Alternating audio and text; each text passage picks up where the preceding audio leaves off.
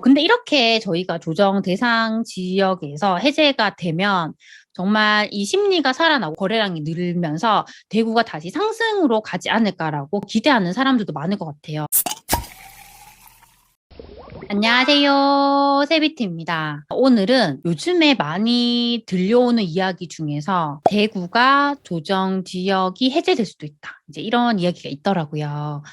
그래서 조정 지역으로 지정이 되면 어떤 일이 생기고 또 이것이 해제가 되면 어떤 일이 생길지에 대해서 좀 알아보기로 하겠습니다. 그래서 우선적으로 관련된 기사를 보고 제 생각을 좀 정리해서 말씀드리도록 하겠습니다. 일단 기사를 한번 보겠습니다. 매일신문 기사인데요. 제목이 대구 조정 대상 지역 해제 목소리, 거래 막히고 미분양 많아지고 악순환이라는 제목이에요.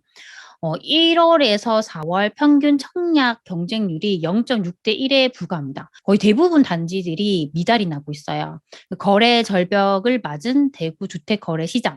미분양은 급증하고 주택 거래량은 급감. 건설사, 금융권도 고개를 돌려 지표 대부분 지정 기준 이하. 이제 시에서는 5차례나 국토부에 이제 해제를 건의했다고 합니다. 부동산 정책이 서울과는 달라야 한다. 이제 이런 이야기입니다. 여기 사진들도 보면 이런 현수막이 많이 붙는다는 건 그만큼 그 지역의 분위기가 안 좋다는 걸 의미해요. 대구 시행사와 분양업체 관계자는 새 아파트를 사려는 시민 입에서 나오는 얘기가 이제 어렵다. 이런 얘기가 많이 나오고 있다고 합니다. 이를 두고 한 부동산 업계 관계자는 규제가 걸림돌로 작용해서 아파트 미분양 물량이 많아지자 시행사는 새 사업을 진행하기 어렵고 분양업체는 미분양 물량 탓에 전전긍긍한다며 새 아파트 살려는 시민도 대출 규제에 발목이 잡혀 한숨만 쉴 뿐이라고 이제 얘기를 한다고 합니다. 그러니까 데프리카라는 말이 있어요. 대구가 워낙 덥잖아요. 근데 5월인데 정말 대구는 벌써 여름 날씨입니다. 근데 주택 시장만큼은 여전히 춥다고 합니다. 지금 분위기가 정말 좋지 않아요. 대구 주택 시장엔 지금 찬바람만 이렇게 불고 있습니다. 일단 미분양이 진짜 많이 늘고 있어요. 지금 수치를 보면 6,800개 정도가 되고요. 청약 경쟁률이 이제 계속 이렇게 미달이 나고 있습니다. 거래량도 계속 줄어들고 있는 상황이에요. 정말 분위기가 좋을 때는 거래량이 이렇게 많았는데 이렇게 많이 줄었습니다. 지난 21일 오후에 대구 수성구 파동의 한 부동산 중개소에서는 드나드는 손님 발걸음이 드물다는 이제 소장님들의 하소연이 있다고 합니다. 중개업소 대표는 대구 주택 시장 경기가 상당히 좋지 않다. 미분양 물량이 많다 보니 매물은 있지만 거래가 잘 이루어지지 않는다. 집을 사거나 옮길 의향이 있는 이들에게 물어봐도 다들 상황을 좀 더 지켜보겠다는 말뿐이라고 합니다. 정말 거래 심리가 얼어붙었다는 얘기입니다.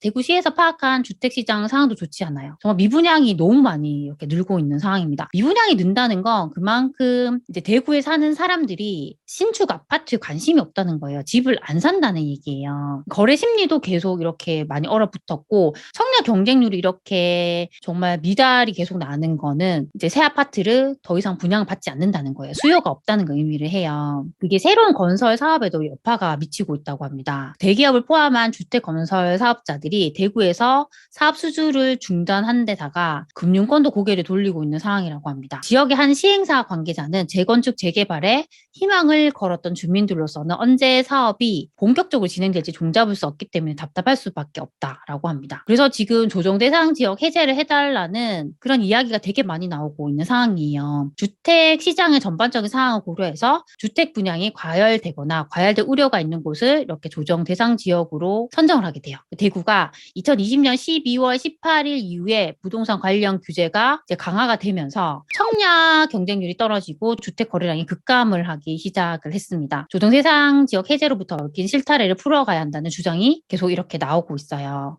해제가 되면 다주택자의 종합 부동산 세율이 인하가 되고 중도금 대출 보증이 가구당 한 건에서 두 건으로 확대가 돼요. LTV 주택담보 인정 비율이 이제 완화가 됩니다. 가구주뿐만 아니라 세대원도 이제 청약을 할 수가 있게 되고 자금 조달 계획서 신고 의무도 없어집니다.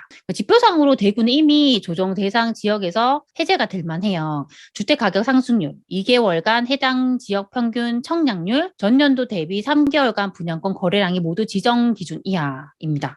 그래서 정말 5차례나 대구시에서 국토교통부에 지정 해제를 건의를 했다고 합니다. 그 조정 대상 지역이 해제가 되면 부동산 열기가 과열되는 풍선 효과를 걱정하는 그런 시선도 있다고 해요. 그런데 이게 우려할 만한 시선은 또 아니라는 지적이 있습니다. 지정 해제가 된 후에도 여전히 광역시는 분양권 전매 제한 3년이라는 규제가 남는다고 합니다. 실수요자의 대출 한도와 대출 규제 건수 규제를 완화, 그리고 집을 구할 기회를 확대해준 효과를 얻는데 지나지 않을 것이라는 이제 이야기예요. 주택 시장을 살리는 게 단순히 건설 업계를 위한 일만은 아니라는 지적도 나오고 있습니다. 그러니까 지역 경제 활동에서 건설업이 차지하는 비율이 6.2%인데 여기에 인테리어, 이사, 가구, 식기, 가전 등 각종 파생 산업에 미칠 영향까지 고려를 해야 한다는 이제 이야기입니다. 기사를 좀 제가 조금 정리를 해봤어요. 일단은 이제 조정 대상 지역에 이렇게 지정이 되는 조건을 좀 정리를 했습니다. 저희가 주택 가격이 급상승을 해서 물가 상승률의 2배 이상 혹은 청약 경쟁률이 5배 이상이 되면 조정 대상 지역에 이렇게 지정이 될 수 있다고 해요. 근데 이렇게 조정 대상 지역으로 지정이 되면 어떤 규제가 생기냐면 일단 대출에 대해서 이렇게 생겨요. 그러니까 분양권 같은 경우는 중도금 대출이 분양가의 50%로 제한이 되고 잔금 대출은 그 입주할 당시에 KB시세 기준으로 50%까지만 가능해요. 그리고 이제 기사에도 나왔듯이 중도금 대출이 세대당 한 건으로 제한이 됩니다. 그리고 잔금 대출을 받게 되면 실입주해야 되는 그런 조건이 발생을 해요. 그리고 1주택자인 경우에는 기존 주택 처분 조건이 발생을 하는데 6개월 전에 그 집을 이제 처분하고 실입주를 해야 됩니다. 그리고 2주택 이상부터는 아예 대출이 불가하게 돼요. 청약 같은 경우는 청약 통장을 2년 이상 보유해야지 1순위 조건이 되고요. 2주택자부터는 취득세 중과가 돼서 8%가 됩니다. 양도세 같은 경우는 다주택자이면 그 조정 지역에서 2주택자인 경우는 20%로 양도세율이 인상이 되고 3주택자이면 여기에 30%가 또 양도세율이 인상이 돼요. 그리고 종부세 같은 경우도 이렇게 조정 대상 지역에서 다주택자이면 추가로 그 요율이 인상이 됩니다.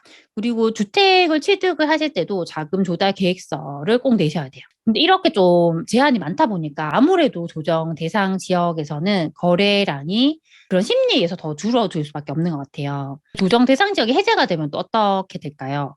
그 해제는 국토부 장관이 유지할 필요가 없다고 판단을 했을 때 이제 즉시 주거정책심의위원회 심의를 거쳐서 해제를 할 수 있다고 합니다.